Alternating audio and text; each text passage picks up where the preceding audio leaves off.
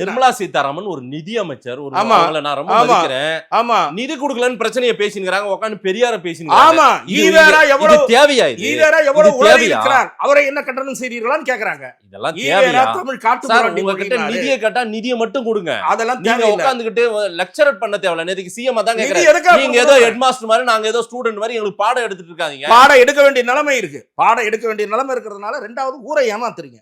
ஊரை ஏமாத்துறதுனால ஐயா நாங்க தமிழுக்கு எதிரின்றீங்களே, தமிழ் காட்டுமிராண்டி மொழி, திருக்குறள் தங்கத்தட்டில் வைத்த மலம் அப்படிலாம் சொன்ன ஒரு பெரிய மனிதனை பற்றி என்ன சொல்லுகிறீர்கள்? பெரிய சொல்லாம தான் சொன்னாங்க. அந்த பயம் அவங்களுக்கு இருக்கு போல. பயம் இல்ல, எதுக்கு அவரெல்லாம் நீங்க தான் படம் வச்சு கும்பிடுறீங்க?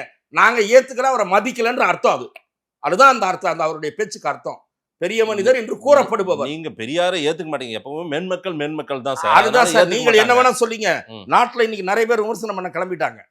ஆகவே நீங்கள் மக்களை ஏமாற்றுகிற காரணத்தால், திசை திருப்புகிற பிரச்சனை இருக்கிற காரணத்தால் அவர்கள் இதையெல்லாம் மறைக்க நீங்கள் பார்க்கிறீர்கள்னு சொன்னாங்க.